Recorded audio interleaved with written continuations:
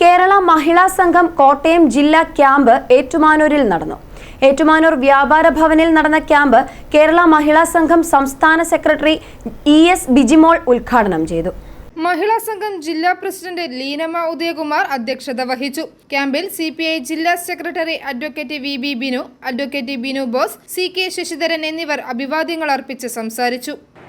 Exit പോളുകൾ പൂർണ്ണമായും അത് ശരിയാകണമെന്നില്ലെങ്കിലും ആ എക്സിറ്റ് പോളുകളിൽ വളരെ ആപത്കരമായ സൂചനകളാണ് നമുക്ക് കാണാൻ.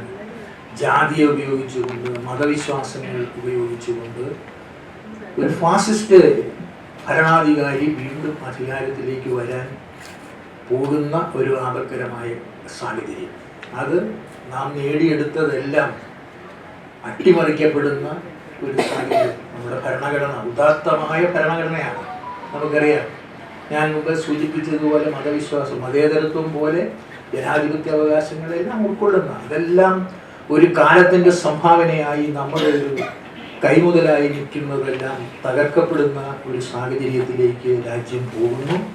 അവിടെ വേട്ടയാടപ്പെടുന്നത് കമ്മ്യൂണിസ്റ്റുകാരായിരിക്കും, പുരോഗമന പ്രസ്ഥാനങ്ങളായിരിക്കും എന്ന കാര്യത്തിൽ യാതൊരു. മഹിളാ സംഘം ചരിത്രവും സംഘടനയും എന്ന വിഷയത്തിൽ CPI ജില്ലാ secretary advocate VB Binu, communist ആശയങ്ങളുടെ ആനുകാലിക രാഷ്ട്രീയ പ്രസക്തി എന്ന വിഷയത്തിൽ അഡ്വക്കേറ്റ് P വസന്തം, വ്യക്തിത്വ വികസനവും പ്രസംഗകലയും എന്ന വിഷയത്തിൽ VK സുരേഷ് ബാബു എന്നിവർ ക്ലാസ് നയിച്ചു.